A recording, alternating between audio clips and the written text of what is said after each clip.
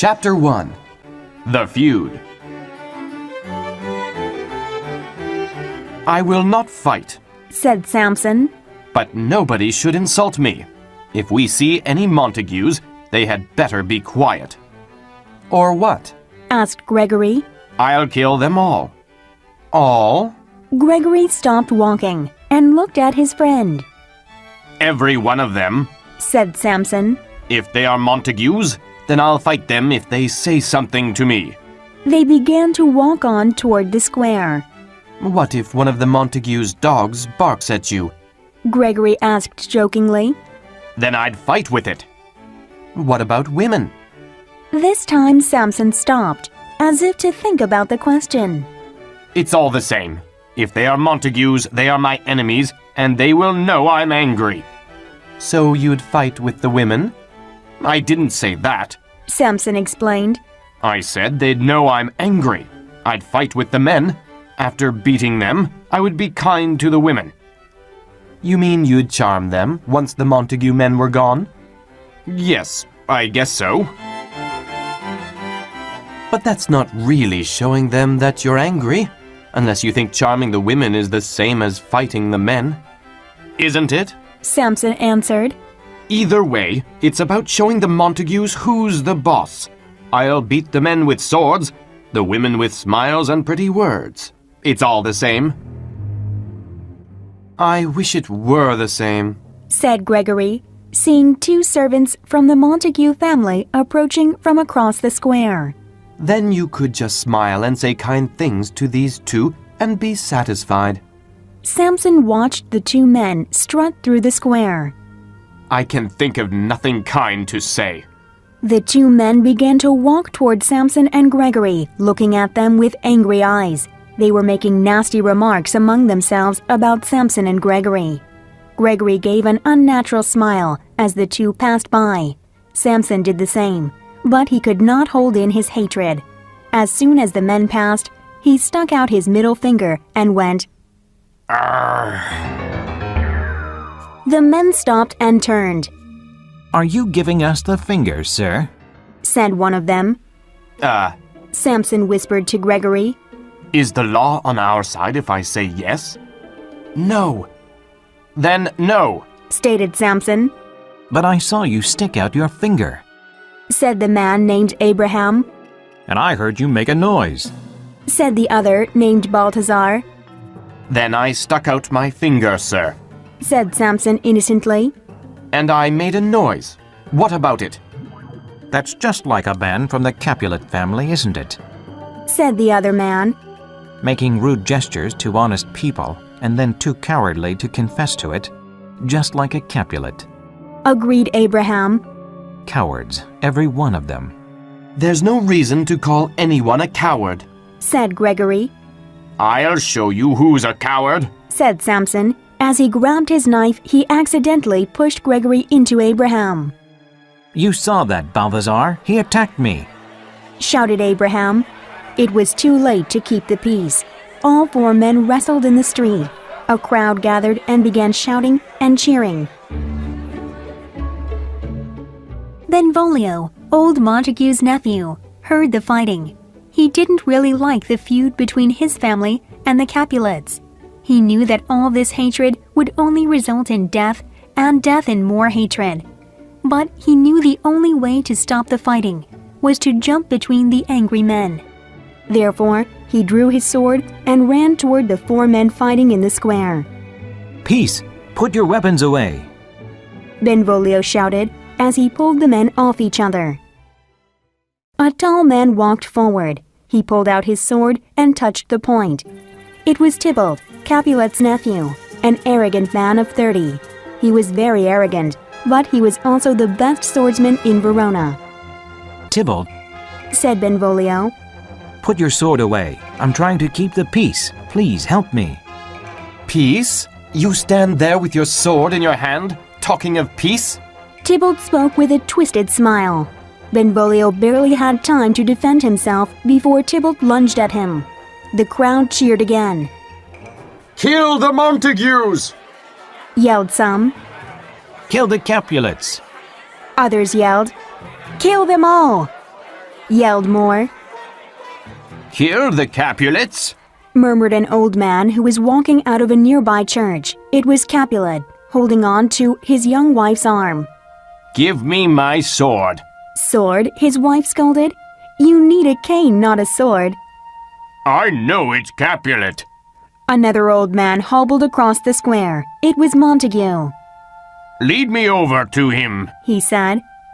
How can you fight? You can barely walk, said Lady Montague.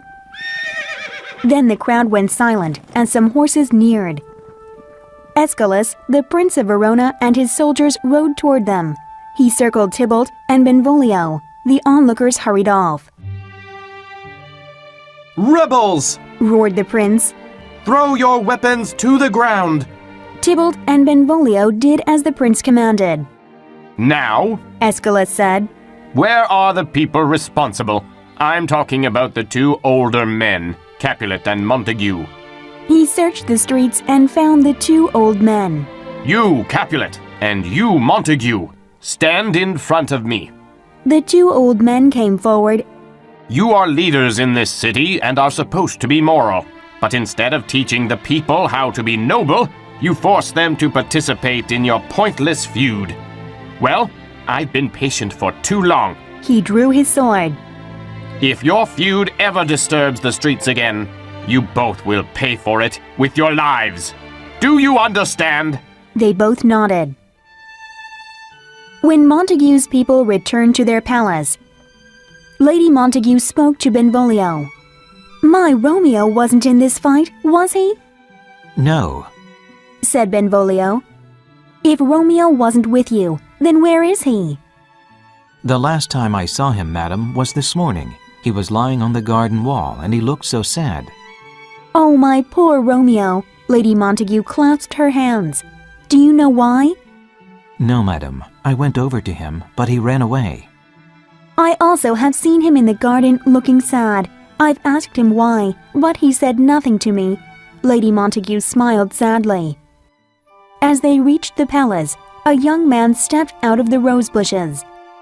There's Romeo now, madam, said Benvolio. Should I talk to him again? Please, said Lady Montague. She patted Benvolio's wrist and left with her husband. Good morning, cousin, said Benvolio. Is it still morning? Said Romeo, tossing a stone into the fountain. It is only 9 o'clock. Sad hours pass slowly. Romeo threw another stone. Why do the hours seem so long? I don't have anything to make them short. You mean love, said Benvolio happily. I thought you might be in love. Romeo threw more stones into the fountain. Out! Benvolio wasn't sure what he meant. Was he telling him to go? I don't understand, Romeo. Out! He repeated. I'm not in love, but out of love. The one I love does not love me. Therefore, I'm out of love. Benvolio slightly chuckled at what he thought was a joke, but Romeo had not been joking. Don't laugh at me.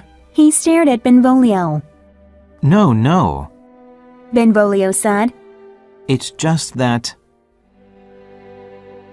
Romeo raised his hand. Forgive me, he said. I haven't slept in a day because I've been thinking so much. Then he noticed the blood on Benvolio's face. I didn't even notice that you have been injured. It's nothing, said Benvolio. just the usual fight with the Capulets. I should have been with you. Maybe I couldn't help, but perhaps one of the Capulets would have stabbed me and put me out of my misery. You aren't serious. But something in Romeo's eyes said he was. I hate to see you like this. Hate? Romeo yelled, grabbing Benvolio. Hate to see me in love? Then you hate me. He shook his cousin. Maybe you would rather see me in hate. Is that it? Montagues love to hate, fight, and kill. But whether we love to hate or love to love doesn't matter. It's all the same passion, and it will kill us all the same. Benvolio didn't like what Romeo had said. After all, he had risked his life to stop a fight earlier. But he knew that Romeo was right, and that the problem with the family was because of excessive passion. He also knew that Romeo possessed that same passion. He wanted to help his cousin. Can you tell me who it is that you love? A woman. He mumbled. Yes. Said Benvolio. Who? Rosalind. Said Romeo. Rosalind? Benvolio brightened. Things may be all right. I know she will be at a party in the Capulet's house tonight. In the Capulet's house? My father's enemy? I cannot enter the Capulet's house. I will surely be killed. Although, that may not be so bad. Cousin. Said Benvolio. Mercutio, one of our friends, is invited to the party. We can go with him. We will wear masks so no one will recognize us. Romeo looked up happily. Not ready to die yet, eh? Benvolio was glad to see Romeo look a little happier. But I warn you, there will be so many pretty girls there that you will forget about Rosalind. Oh, Benvolio, there is no one more beautiful than her, and I would not want another. Believe what you want. Said Benvolio. Just get ready for the party. Capulet, drinking some cool water, leaned back in his chair. I'm glad that Montague has to follow the same rules as me. Both of us will die if either of us breaks the peace. He laughed. Break the peace? That's funny. Why? Asked Capulet's kinsman Paris. Because the two of us are too old to break the peace.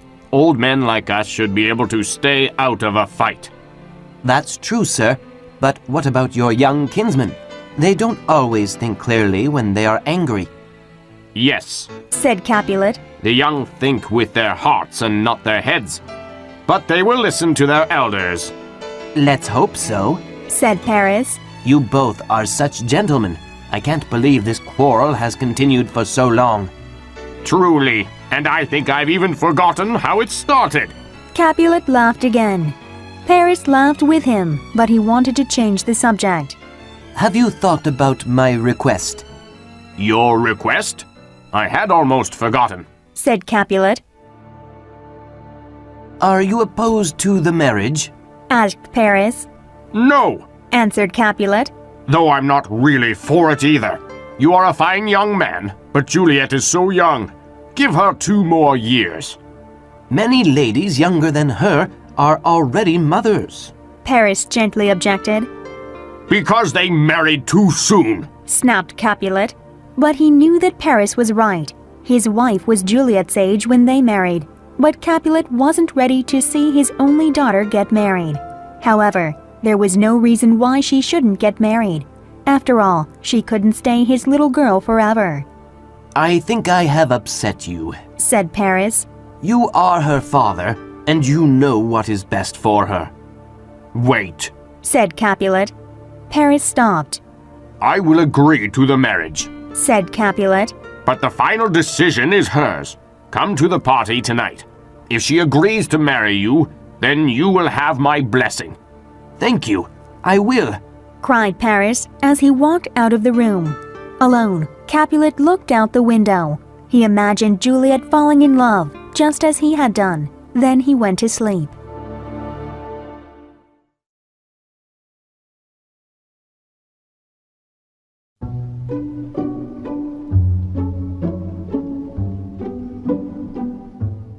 Chapter 2. Love at First Sight. Nurse! Called Lady Capulet. Coming, madam, yelled the nurse as she ran down the stairs. Where's my daughter? Demanded Lady Capulet. Where are you, Juliet? The nurse shouted up the stairs. Juliet appeared at the top of the stairs. Her long black hair looked beautiful. Now, began Lady Capulet, you are old enough to get married. So tell me, Juliet, how would you like to be married? Juliet thought the question was awkward. She didn't want to defy her mother, so she chose her words carefully. I've always dreamed of getting married, she said politely, but I'm still too young to think of marriage. Lady Capulet knew this would be difficult, so she spoke directly. I will be brief. The brave Paris wants to marry you. What do you think, Juliet? spoke Lady Capulet. "He will be at the party tonight. Take a good look at him before you answer." "I will look," replied Juliet. Lady Capulet couldn't tell if Juliet was happy and wondered if she could love Paris. Come on, yelled Mercutio to Romeo and Benvolio. We're going to be late. I thought a man in love could fly here on Cupid's wings. Mercutio laughed. You're wrong, Mercutio. Romeo said. Love is burdensome, so a lover's feet are slow. Does that mean you can't dance tonight? Mercutio asked. If I was in love, I would dance. Well, we don't have time to talk. We are already late. I am sure we've missed dinner and will miss the dance if we don't hurry, said Benvolio. It's okay if we are late, said Romeo. I fear tonight will be a disaster. Okay, said Mercutio. We'd better hurry then. I don't want to keep a man in love from his disaster. They hurried down the street and arrived at a gate. Just beyond was a large hall, and they could hear the sounds of music and laughter. Let's put on our disguises, said Mercutio. Otherwise, the doorman will not let us enter since we are Montagues. The three entered the party wearing masks. Mercutio and Benvolio joined the dance, while Romeo walked among the crowd of people. He was hoping to see his beloved Rosalind. But Romeo saw someone else. She seemed like a picture. She moved effortlessly, as if she was floating on air. She was so beautiful. She was like an angel. She is so beautiful that she makes the stars shine bright, Romeo mumbled to himself. He walked as if in a trance. Was I really in love before now? He asked himself. No. He answered aloud. No, I have never really seen beauty before tonight. He lifted his mask, hoping the lady would see his face. She did. What's the matter? asked Paris as Juliet stopped dancing. Nothing, she answered. Something is in my eye. They continued dancing, but Juliet couldn't stop looking at the person she had just seen. Neither could her cousin. A Montague, Tybalt said angrily. He comes to our party masked to make fun of us. What's the matter? asked Capulet as he walked over to Tybalt. Uncle, said Tybalt, pointing to Romeo. He is a Montague. Capulet looked. It's young Romeo. Romeo! shouted Tybalt. Calm down, nephew, said Capulet. Leave him alone. He appears to be a gentleman. Be patient and don't think about him. Too late, replied Tybalt. Capulet didn't like that Tybalt was being rude, but he tried to reason with him. It's what I want, he said. Please respect my wishes and be happy. Sad people don't belong at parties. Sad people belong at parties when an enemy is a guest. I cannot tolerate him. You will tolerate him, Capulet scolded. Tybalt turned his back on his uncle. How can you turn your back on me? shouted Capulet, grabbing Tybalt and spinning him around. I'm the master here, and I said to leave him alone. It's terrible, muttered Tybalt. It is, but you're being childish, said Capulet. Childish? I'm 30 years old, answered Tybalt. Will you be a man if you cause trouble with my guests? Their voices became loud. The musicians stopped playing, and the guests stopped dancing. Excuse me, my lady, said Paris to Juliet. If I'm to be your husband, what your family does affects me. I had better see what the problem is. Of course, answered Juliet, but she didn't even hear what he said. It was good that he was leaving, though. Capulet noticed that they were being too loud. There's nothing to be concerned about. Please continue dancing and having fun, he declared. Then he pinched Tybalt's cheek and told him to go and dance. Tybalt pretended that it was nothing. He bowed to his uncle and walked away bitterly. On the dance floor, Juliet heard a whisper in her ear. The dancing is starting, it said. But follow me. Where to? She turned and saw Romeo. Even with a mask on, He was the most handsome man she had ever seen. She followed him to a private spot. Romeo removed his mask and took Juliet's hand. Your hands are gentle. He said. You are like an angel, and I would like to give you a tender kiss. Juliet felt excited as the blood rushed to her head, but she kept calm. Angels have wings and often fly away, she said. Then she gently laced her fingers through his and held his hand tightly. Romeo shivered. The sensation of her touch was amazing. He wanted to kiss her more than ever, but she hadn't given him permission. Don't angels have lips? He said as he stroked her hand. Yes, she said. She knew Romeo wanted to kiss her, and she wanted him to, but she didn't want to be too bold. Juliet knew it wasn't proper for a young lady to tell a stranger to kiss her. But his touch was so gentle, so strong, and so warm that she could almost imagine what his lips would feel like. How could she get him to kiss her? Romeo was waiting for an answer. Juliet turned her eyes away because she was afraid he would know how she felt. I guess your lips don't desire a kiss, he said as he began to release her hand. But Juliet wouldn't let go. She moved Romeo's hand to her heart. Romeo felt Juliet's heart pounding. She looked so amazing that he felt like he would melt away if their lips touched. Yet Romeo couldn't believe what he did next. He kissed her. "Madam!" yelled the nurse, pushing her way toward them.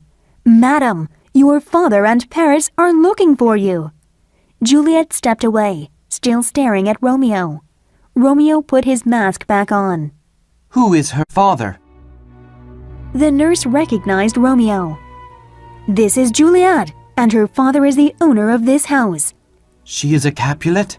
said Romeo. "As you are A bachelor. interrupted Benvolio. Come. He whispered. We've been discovered. We have to leave before there is trouble. There is already trouble. Said Romeo. Who is that gentleman? Asked Juliet. The most handsome man I've ever seen, answered the nurse. Is he married? Asked Juliet. No, but he might as well be. Juliet stared at the nurse. What do you mean? His name is Romeo Montague, the only son of your great enemy. Of course, he would have to be a Montague, said Juliet. She didn't explain, but thought deeply of Romeo. She knew right then that her whole world had just changed. She could no longer live in her old world, the one without Romeo. That Romeo was her enemy only made her feelings stronger. She knew at that moment that the world and not her love would have to change. It was simple. So, she said, my only love has come from my only hate. What's this? Love? Whispered the nurse. My baby girl is in love? Juliet! Came a call in the distance. It was Paris or her father. Juliet didn't care. Tell them I've gone to bed.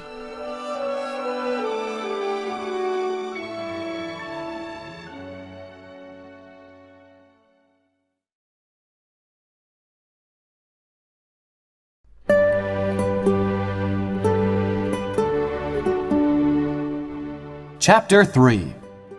The Secret Wedding.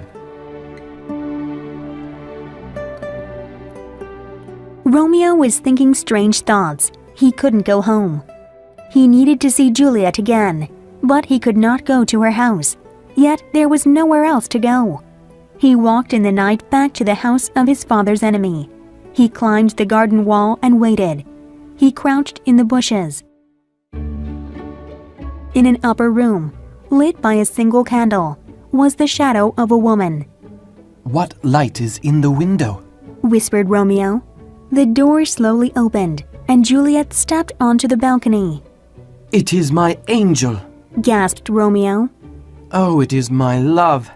Oh, if only she knew how much I loved her!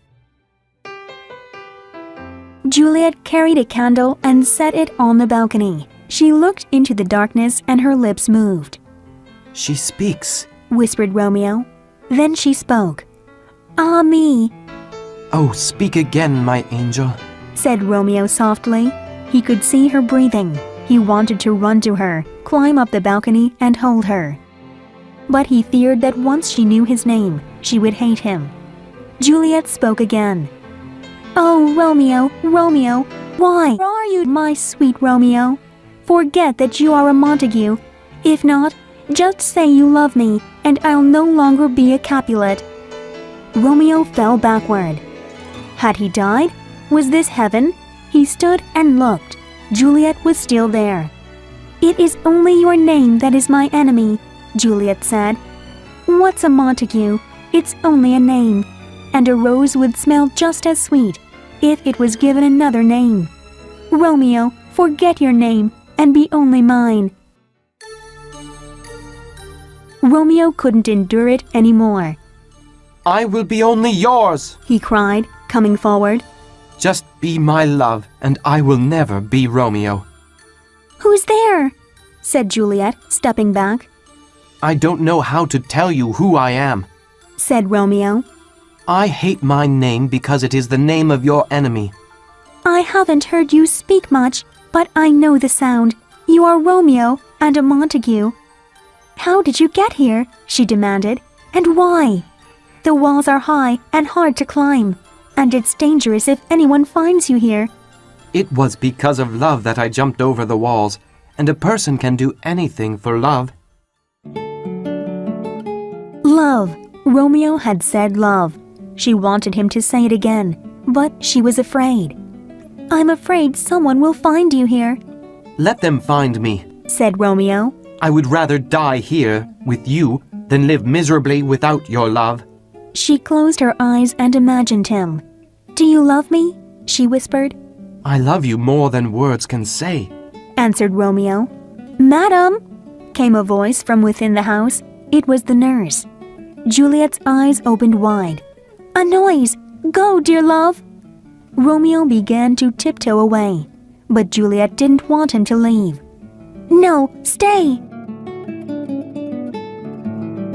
Juliet leaned over the balcony.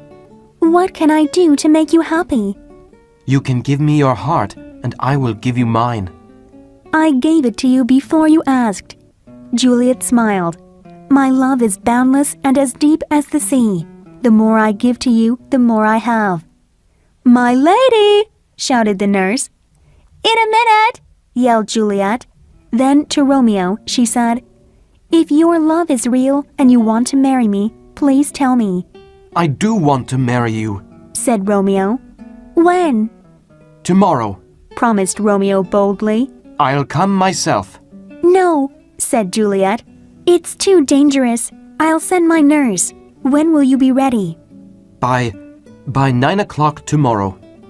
"It will seem like 20 years till then," she said, "but I will endure it. Go now." Romeo stepped away. She blew a kiss.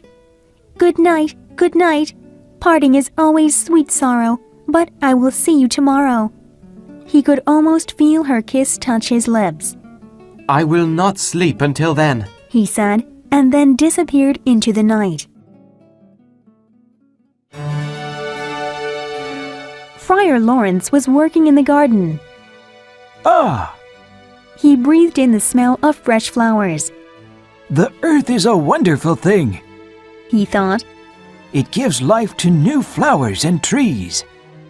He pulled a pair of scissors from his pocket and began to prune the flowers, humming as he worked. Good morning, Father. Came an urgent voice. Friar Lawrence turned and saw Romeo. My boy, He said, what are you doing up so early in the morning?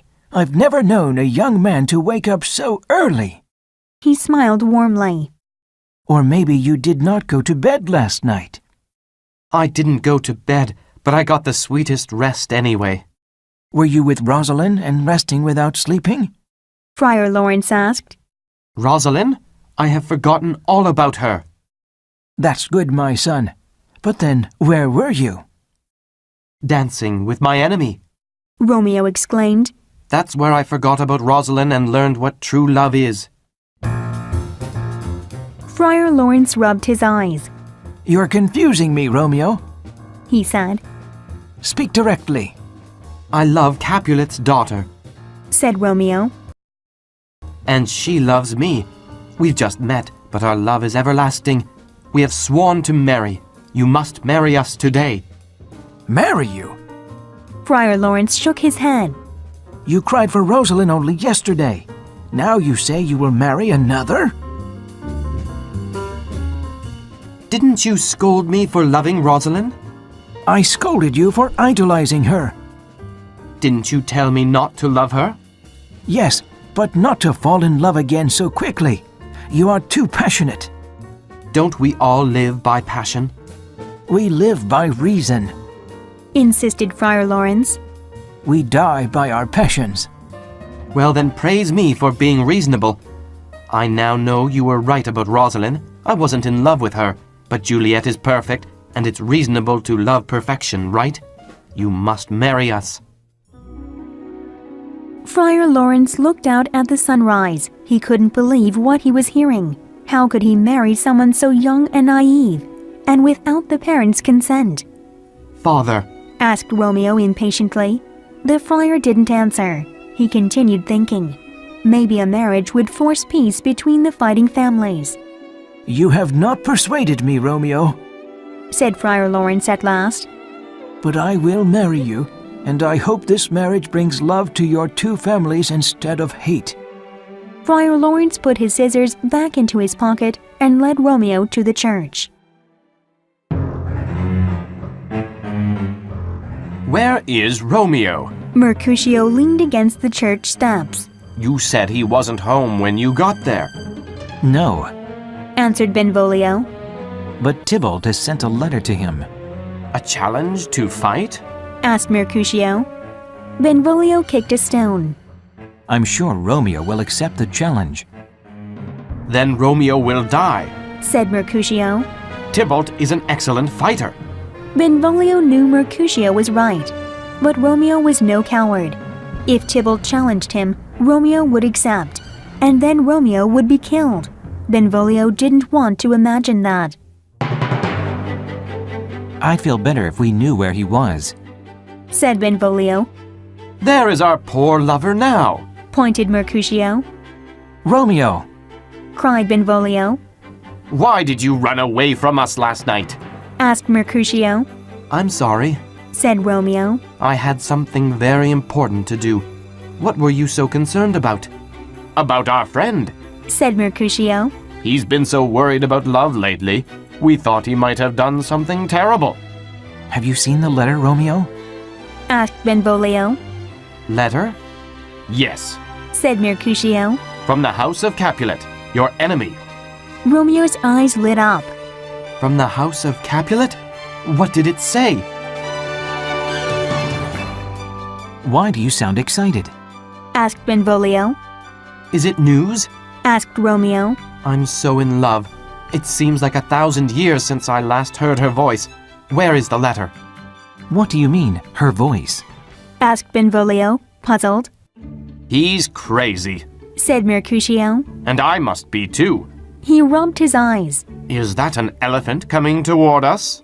They all looked up and saw Juliet's nurse walking toward them. Oh, I see. Said Mercutio, loud enough for the nurse to hear. It's just a fat lady. Fat lady! The nurse turned red with anger and ran toward Mercutio. You have no manners! Stop this! Yelled Benvolio. Both of you, calm down. I was looking for young Romeo here, but I'm sad to see him with such rude men, said the nurse. Take him with you. Said Mercutio. A man in love is not good company for bad-mannered men like us. What can I do for you, madam? Asked Romeo. Can I talk to you in private, sir? Asked the nurse. They stepped aside. The nurse studied Romeo. My young lady has told me everything. I have a message from her. But first, she is so young. So do you only pretend to love her? Pretend? Protested Romeo. I cannot pretend. With Juliet, I have discovered myself. My heart, my mind, and my soul belong to her.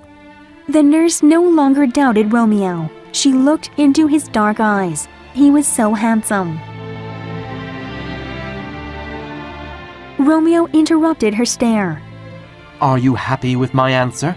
She blushed. My lady loves you, and she is very precious to me. What is important to her is important to me. Oh dear Romeo, she said, you're going to make Juliet very happy. Romeo smiled. I plan to, He said. I've talked with Friar Lawrence, and he has agreed to marry us. Create a plan and bring Juliet to the church so we can be married. Married, said the nurse. How beautiful. Bring her as soon as you can. Juliet paced back and forth in her bedroom. She was so impatient. I sent her so long ago, she thought. Why is she so slow? She sat down but stood up again. The nurse had been gone for over 3 hours. How long does it take to walk to the town square? The door blew open, and Juliet heard footsteps coming up the stairs. Oh, here she comes, cried Juliet. She opened her bedroom door. Oh, what happened? She begged. Did you meet with him? Why do you look so sad? Just a minute, said the nurse as she reached the top of the stairs. I'm out of breath. Juliet shook her. Tell me, is it good news or bad news? The nurse pinched her cheek. You told me his face was more handsome than anyone's, but his hands, his feet, and his whole body are better too. The nurse fell onto the bed. Juliet jumped on top of her. I know, she snarled. But what did he say about our marriage? He said something about it. Oh, you tease me, cried Juliet. Am I going to be married today or not? The nurse grinned. You didn't want to get married with Paris so quickly. Why are you so eager to marry this Romeo? Juliet stood up and straightened herself. I'm not eager, she said. But what did Romeo say? Do you have to go to confession today? Stop teasing me. Tell me what Romeo said. Juliet was frustrated and fell onto the bed. The nurse felt sorry for her. Okay, I was only teasing you. A young woman that is going to get married can forgive me. She smiled. Married? The word echoed in Juliet's head. Now, if you want to make any confessions, you have to go to church. There, you will find a young man who is eager to marry you. She smiled again. Juliet gasped. Juliet hugged the nurse. Thank you, she cried.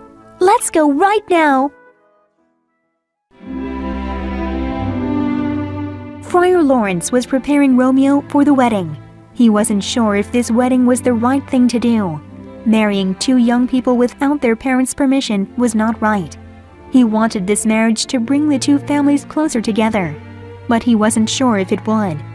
Will they get angry? Will they get angry with me? He thought. Amen already, said Romeo. He was impatient from waiting on Friar Lawrence. Calm yourself, Romeo, scolded Friar Lawrence. You need to live and love moderately. If not, neither love nor life will last long. But he knew Romeo wouldn't be calm, neither would Juliet. Then Juliet came running toward the church. I should send both of them home, thought Friar Lawrence, but he knew he couldn't do that. Good afternoon, Father, sang Juliet. She jumped into Romeo's arms. Juliet, cried Romeo, holding her. Please tell me you love me as much as I love you, and how happy you will be after we are married. I love you so much that words can't describe it, she said, and kissed him. Okay, enough, said Friar Lawrence, separating the two. Let's hurry with the wedding. Friar Lawrence took them to the altar. Then he quickly performed the wedding ceremony. When he was through, he left them to pray, and he went to the garden to think. The nurse found him there. Romeo isn't welcome in Juliet's house, she said, nor she in his. What are they going to do? I haven't thought about that, replied Friar Lawrence. Maybe they can tell their parents soon. Father, the nurse smiled. They are newlyweds. They want to be together. You are like a mother to Juliet. You should have thought about this problem before the wedding. Snapped Friar Lawrence. You married them, she replied. You should have thought about this problem too. They need our help, so how can we solve this problem? Asked Friar Lawrence. Their parents will kill us if they find out about this. We have to keep it a secret for a while. But we have to give these two time to be man and wife together. I'm sure they'll be okay after a while. Right. Agreed Friar Lawrence. Take Juliet home. I'll help Romeo find a way to go into her bedroom tonight. That should solve the problem for a while. We'll worry about the parents later.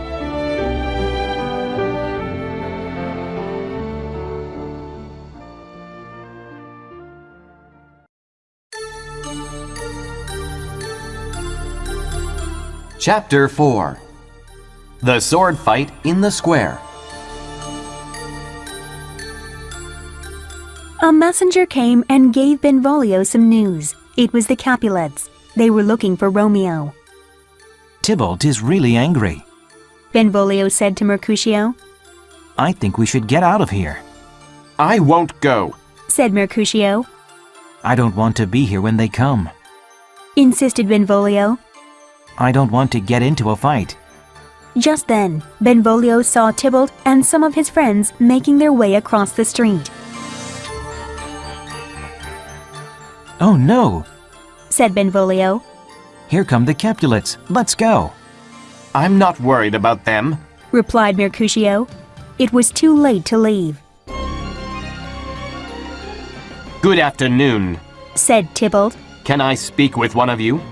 Speak with us? Said Mercutio. That's a strange way to ask someone to fight. I will fight if you give me a reason.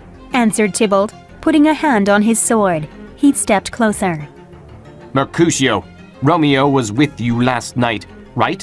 Where is he now? Do I look like a slave? Asked Mercutio. Am I supposed to answer your every question?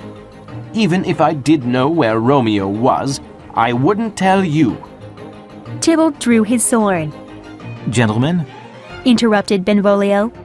either stop this fight or go somewhere else to finish it. Everyone is watching us. No need. Said Tybalt. He saw Romeo walking toward them. Here comes my man. Your man? Said Mercutio, teasing Tybalt. Is he one of your servants? A mistake. Said Tybalt, as Romeo came up to them. I should have called him a villain instead. He looked at Romeo. Romeo just smiled. Tybalt, He said. I love you, so I will forgive your anger.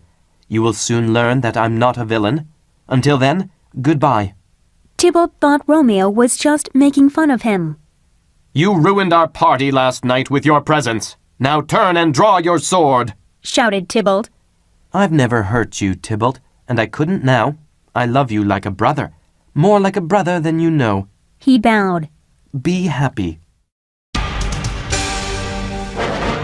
Mercutio looked at Romeo. He's being dishonorable. Why is he acting like this? I think he's being reasonable. Said Benvolio.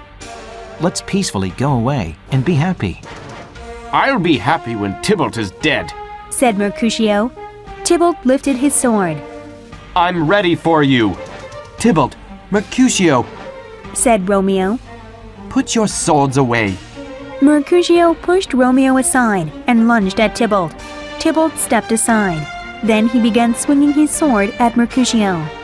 Tybalt, Mercutio, the prince has forbidden this. Stop! Romeo shouted. Benvolio, help me stop this fight. Romeo stepped between the two and grabbed Mercutio, but Tybalt kept coming. Mercutio tried to defend himself, but Romeo was holding him too tightly. Tybalt's sword stuck into Mercutio's chest.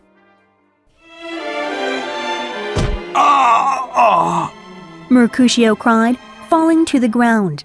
Tybalt withdrew his sword and wiped off the blood. Benvolio ran to Mercutio. How bad is it? It's enough. Mercutio coughed. He put his hand over his chest. Blood gushed through his fingers. Be brave, Said Romeo. you'll be okay. No, Said Mercutio, his senses leaving him. I won't be okay. Blood began to come out of his mouth. Why did you come between us, Romeo? I couldn't defend myself. Romeo looked into his friend's eyes. I was trying to stop you. You stopped me, all right. Mercutio gasped. He has killed me. I'll take him to the doctor. Said Benvolio. As he prepared to lift him, he felt his pulse fade away. He's dead. He said. Romeo stared at Mercutio. My friend was killed because of me. He thought. And Tybalt teases us all. Oh, Juliet, I wish I could have married you one day later. Then Tybalt would not be my cousin, and I could take revenge on him. Romeo became so angry that the love and tenderness that he had felt began to disappear. In a second, he forgot about Juliet, about his marriage, and about the future. He wanted justice. He wanted revenge. He picked up Mercutio's sword. Romeo, Said Benvolio. put the sword away. Here comes Tybalt. Romeo didn't put the sword down. So you've returned to see Mercutio's dead body, and to see us cry at your feet? No. No, Tybalt! He yelled. Tybalt strutted up to Romeo. You poor little boy. He said. Do you want to die just like Mercutio? My sword is strong. Romeo said, and he struck at Tybalt. Tybalt blocked Romeo's blow with ease, but Romeo pressed on with incredible speed. Tybalt tried to keep calm. He tried to make it appear as if he could easily defend against Romeo's attacks. It soon became clear that he was not fighting a man, but an avenging angel. Romeo swung at Tybalt so violently that he could no longer feel his arm or the sword. He kept raging forward. As he did, he saw Tybalt's eyes change from being confident to panic, and then to horror. Suddenly, there was no more ringing of swords, no more shouting. The vicious face of Tybalt became peaceful. It was then that Romeo saw how much he looked like Juliet. He watched Tybalt fall to the ground. Let's get out of here. Yelled Benvolio. Tybalt's dead. The prince will kill you all if he finds you here. Romeo dropped his sword. It was covered with Tybalt's blood, the blood of Juliet's kinsman. Oh, I'm a fool. He said. They are coming. Benvolio screamed. Romeo, get out of here. Juliet stood on her balcony. She watched the sunset. Please leave us, sun, she chanted. Quickly become dark so that Romeo can come into my bedroom. Then we can hold each other all night. The nurse slipped through the curtain and out onto the balcony. She looked worried. Juliet knew something was wrong. What's the matter?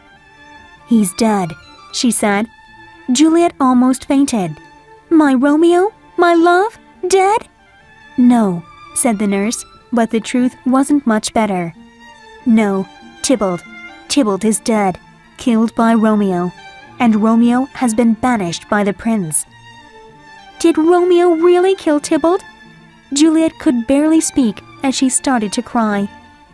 There are no honest men, replied the nurse. I hope something bad happens to Romeo. Juliet became angry. Don't say that! He killed your cousin. How can you defend him? Should I hate my husband? My cousin would have killed Romeo, but my husband is still alive. Juliet tried to stop crying. So why can't I stop crying? I should be glad that Romeo is still alive. The tears came again. Banished! He will never come to Verona or me again. Romeo stood up when Friar Lawrence returned to his room. Well, father, what news?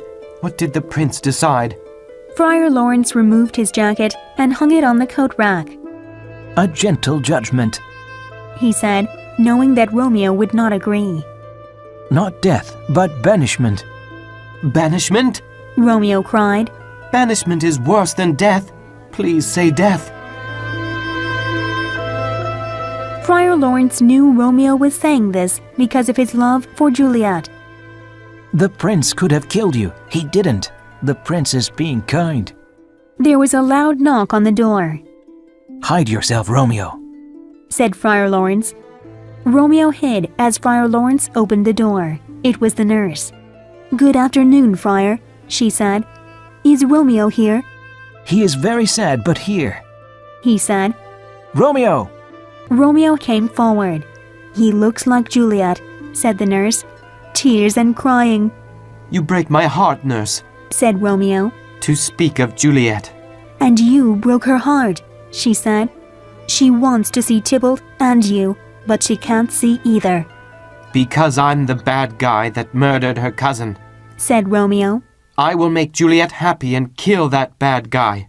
He pulled out his knife and placed it against his chest. Don't do that. Friar Lawrence knocked the knife out of Romeo's hands.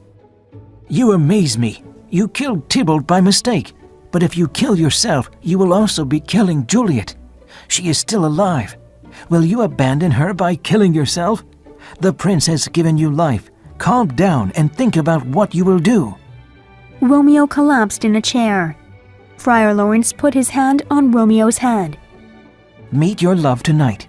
Go to her room as we have planned. Comfort her. We will get you out of the city after you have done this. You can live in Mantua until we can fix things between your families. If your love is strong enough, it will endure. Good idea, said the nurse. I'll go and tell Juliet. You will come tonight. Capulet was at his home with Paris. Because of Tybalt's death, he realized that many of the young people didn't listen to him. Tybalt hadn't listened to him, and so he had died. Capulet didn't want his only daughter to make the same mistake. Wife, He commanded. speak to Juliet before you go to bed. Tell her that Paris loves her. Tell her that on Thursday, 3 days from now, she will marry Paris. Lady Capulet bowed and laughed. Is this okay with you?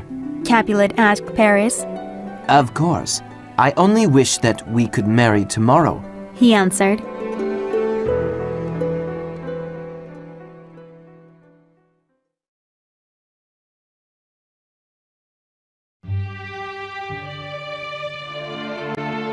Chapter 5. The Secret Plan. Upstairs in Juliet's bedroom, Romeo kissed his lover's lips. Why do you have to leave so soon? Juliet asked. I must go and live or stay and die. Stay, and we will die together, she said as she hugged him. He kissed her again. I will if you will. My lady, whispered the nurse as she opened the bedroom door. Your mother is coming, Goodbye, my wife, my love. said Romeo. One more kiss and I'll leave. He moved her hair and kissed her forehead. My husband, said Juliet, I must hear from you every day, Goodbye. he said again. I'll write you every day. When will we meet again? Soon. Hurry, cried the nurse. I'm frightened, said Juliet. Trust me. Romeo said. He kissed her and climbed down the balcony. How are you, Juliet? Lady Capulet asked, opening the door. I'm not well, said Juliet, dressing quickly.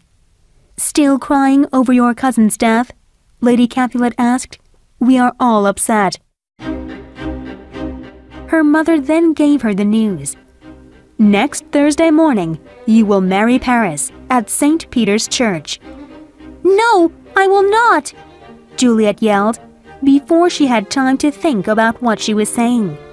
Lady Capulet was angry. You disobey? I mean, Juliet said, it is impossible. Footsteps were coming up the stairs outside the bedroom. Your father is coming. Tell him yourself. Capulet came into the bedroom. Father, Juliet said, I cannot marry Paris. But I desire you to marry him. Capulet said. I understand, but I cannot. Do my desires mean nothing to you? They are very important to me, but I'm unable to marry Paris, How can you disobey me? yelled Capulet. Am I the master of this house? You will marry Paris next Thursday. Please, father, cried Juliet, falling and grabbing her father's ankles. You've always let me make my own decisions.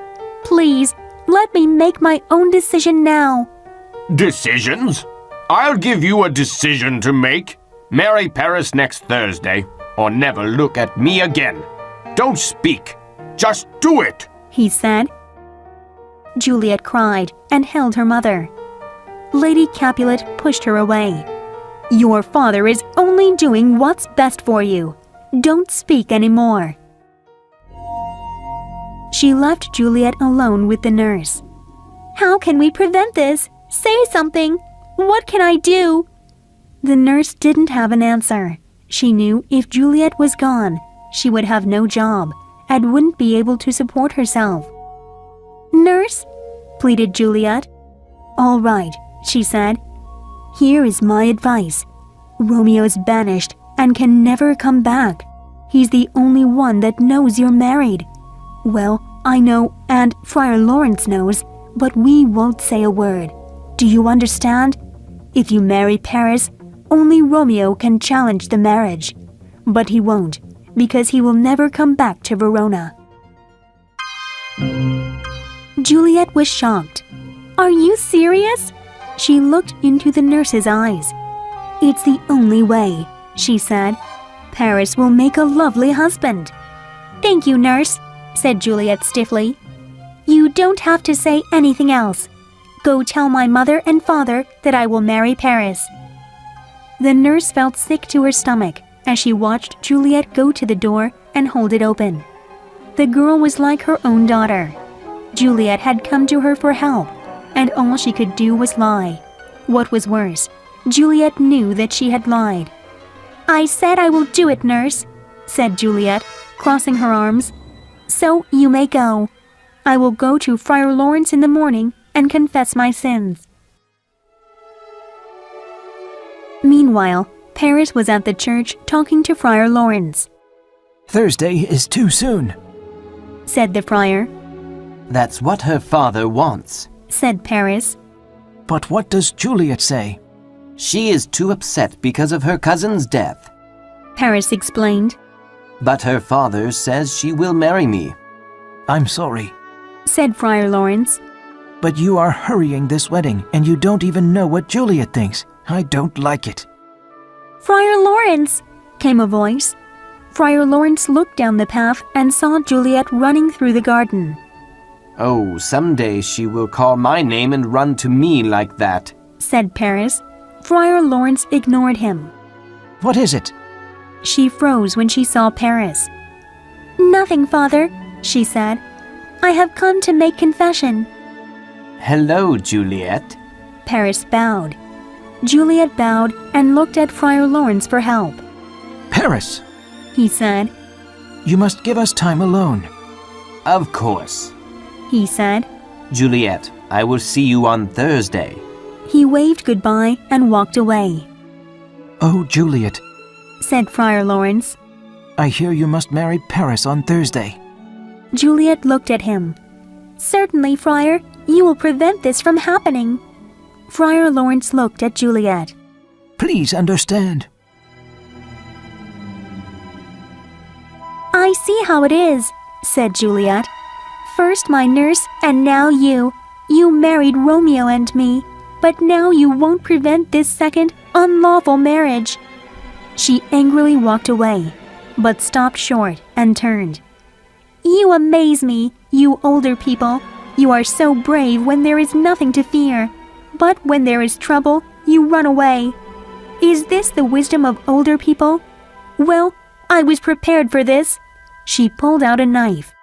Juliet, Exclaimed Friar Lawrence. what are you doing? She put the knife against her heart. Since you will not help, this knife will solve our problem. Wait! cried Friar Lawrence. There is another way. How? Friar Lawrence thought quickly. Here, He said, pulling some flowers from his garden. I will make a potion from these flowers. The drink will cause a death-like sleep.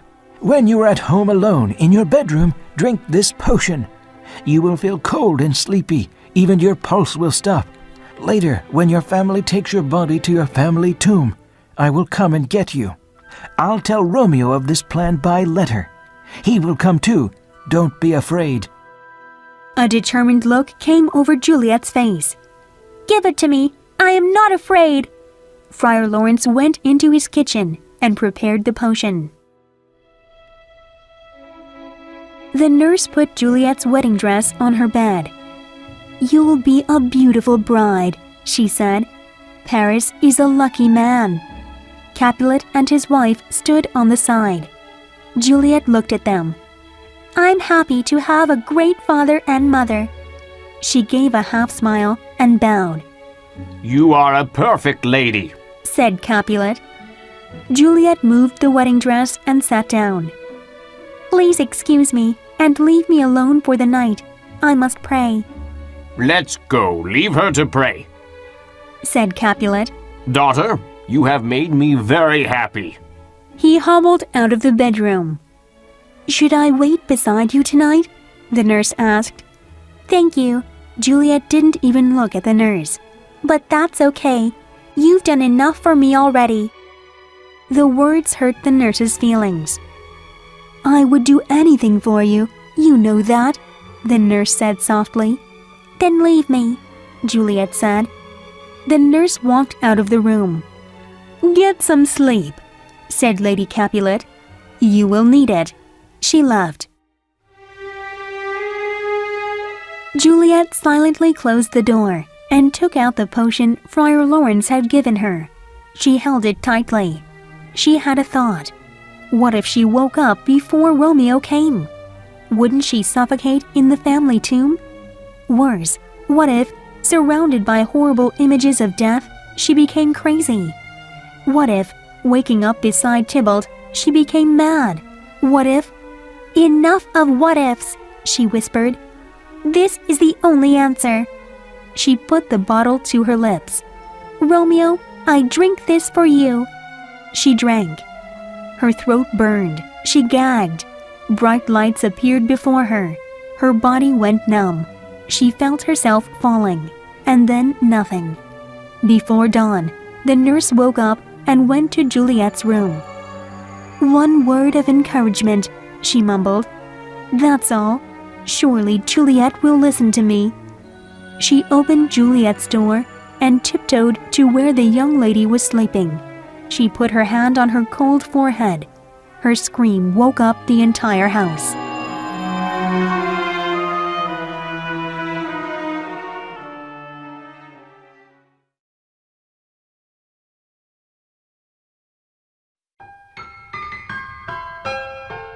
Chapter 6.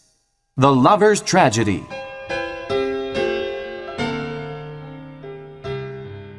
Balthazar's hand shook as he opened the door of Romeo's apartment in Mantua. Ah, Romeo said. news from Verona? Do you have a letter from the friar? How's my father? How's my Juliet? Her soul is with the angels. Answered Balthazar. Her soul is always with the angels. Romeo smiled. But what about the rest of her? Her body is in the Capulet's tomb. Romeo rose from his desk. What do you mean? I saw her body in the tomb. She is dead. That can't be true. I wish it weren't true. Go, Balthazar. Get me a horse. Meet me by the city walls. I will leave tonight. Please don't go, sir. Said Balthazar. You are angry and nothing good will happen because of this. Romeo gathered his things and packed them into a bag. You are mistaken. This is not anger. It is a reasonable response to these events. Now go and do what I told you. Balthazar laughed. Juliet, Said Romeo. I will lie with you tonight. But how? He wondered. Then he remembered. There was a man in Mantua who sold strange drugs. He threw his bag over his shoulder and walked out. As soon as he walked out, a monk arrived at Romeo's apartment. Hello! He cried. I have a letter for Romeo. Hello? It comes from Friar Lawrence, and it's very important. Is anyone there? Hello? No one was there to answer. Friar Lawrence stayed hidden as he walked to the Capulet's family tomb. By looking at the moon, he could tell that it was almost midnight. That meant that Juliet would wake up soon. He didn't want to think about Juliet waking up in a cold tomb surrounded by dead bones. He walked faster until he arrived at the crossroads where he had instructed Romeo to meet him. There was nobody there. He waited for a long time, but there was no Romeo. Finally, he saw a man walking toward him, but it didn't look like Romeo. Who else would be coming to the graveyard at this time of night? He thought. Who's there? Called Friar Lawrence. Friar Lawrence? Returned the voice. Is that you? Friar John? Asked Friar Lawrence, squinting to see who it was. Yes. Said Friar John. What are you doing here? Asked Friar Lawrence. Where is Romeo? That's what I came to talk to you about. Did you take the letter to Romeo? I never got the chance to. Said Friar John. I was stuck at the customs house. By the time I got to Mantua, Romeo was gone. Oh no. Said Friar Lawrence. I'm sure he has heard about Juliet's death by now and has, dear God, what has he done? You seem upset, my brother. Go to my house. Friar Lawrence said. Wait there in case Romeo shows up. Tell him Juliet is alive. Friar John didn't really understand, but he did as he was told. Wait here with the torch, Said Paris to his servant. The servant went to the side of the road while Paris went to the Capulet's tomb. He dropped flowers in front of the tomb. This, He told himself. I will do this every night to show how much I loved Juliet. As he dropped the flowers, he heard his servant whistle. Was it a ghost? Paris looked across the graveyard and saw a man approaching. He hid himself behind a large tombstone. It was no ghost. Thought Paris. It was Romeo with a crowbar, the man who killed Tybalt. Now he has come to destroy the tomb. Not while I'm here. Romeo started to open the door with the crowbar. Stop right there, villain. Paris commanded, stepping forward. Don't try to stop me. Romeo said without looking up. Leave me alone. The door groaned open. Paris grabbed Romeo by the arm. When Romeo felt his hand, he spun around and swung the crowbar, hitting Paris in the head. Paris fell dead to the ground. His servant, who had been watching, ran off to tell the soldiers. Romeo dragged Paris's body into the tomb. There on a stone he found Juliet's body. Romeo fell to his knees. Oh, my love, my wife. He said. You are still so beautiful even in death. He brushed the hair back from Juliet's face. You are the last thing I want to see on this earth. He pressed his lips against hers. Then he opened a small bottle. Here is to my love. He said as he drank the poison. The drug was quick. He placed his lips on Juliet's once more. With this kiss, I die. His body shook, and then he died. Who's in here? Called Friar Lawrence as he entered the tomb. He lifted his torch and saw Paris dead on the ground. Then he saw Romeo dead at the base of the stone where Juliet was lying. If only I had been here 1 hour earlier, then I could have saved them both. He mumbled. Juliet groaned. And now the lady awakes. Juliet rose up and saw Friar Lawrence. Friar, she said, where is my husband? Horses could be heard in the distance. I hear some noise. Said Friar Lawrence. Let's leave right away. "Where is Romeo?" demanded Juliet. They could hear voices coming closer. I cannot stay. Whimpered Friar Lawrence. Romeo is dead on the ground. Paris is also dead. Now, come on. "You may go," she said, kneeling to examine Romeo. My lady, I have to go. "Then go," Juliet said, "but I cannot." Friar Lawrence looked at Juliet and then ran out of the tomb. "What's this?" thought Juliet. "A bottle in Romeo's hand. It's poison." She looked at the bottle. "You drank it all and didn't leave any for me." She took the knife from Romeo's belt. "I cannot live without Romeo," she said, and she stuck the knife into her heart. She fell on top of Romeo, just as the prince rushed in. Montague followed him in, and so did Capulet and his wife. The peace in my city has been broken. The prince looked at the two old men. I'm sure that this is because of the hate you have between your two families. More torches were brought in. What happened here? Demanded the prince. A captain entered and whispered into the prince's ear. The prince nodded. All right then, bring the suspicious man in. Two soldiers dragged in Friar Lawrence and threw him on the ground. Friar Lawrence pleaded. I know I look guilty, but I didn't murder anyone. Then what happened here? Asked the prince. Friar Lawrence told them everything. He told them how he had married Romeo and Juliet. Everyone gasped. When old Capulet said he wanted her to marry Paris, she came to me for help, said Friar Lawrence. I gave her a drink to make her sleep. She would have killed herself there in my room if I hadn't. Continue, said the prince. I tried to tell Romeo, but my letter arrived too late. When I came here to get Juliet, Romeo had already arrived. He didn't know that she was just sleeping, so he killed himself. He looked at Paris's body. I guess Paris died trying to stop Romeo from entering the tomb. I tried to get Juliet to leave, but she wouldn't. Why didn't you stay with her? Asked Capulet. I was afraid. I'm a coward. He cried. Enough. The prince said. It's true that you should have helped these young people, but it's not your fault, said the prince. He turned to Capulet and Montague. See what has happened because of your ancient grudge? You've lost your only children. Capulet looked up from the body of his daughter. He saw his old enemy kneeling across from him. Brother Montague, he said, please forgive me for all of this hatred. Montague leaned across the bodies of Romeo and Juliet and put his arms around Capulet. I will make a pure gold statue in honor of your daughter, and I will put one of Romeo by her side. Prince Aeschylus lifted the two old men to their feet.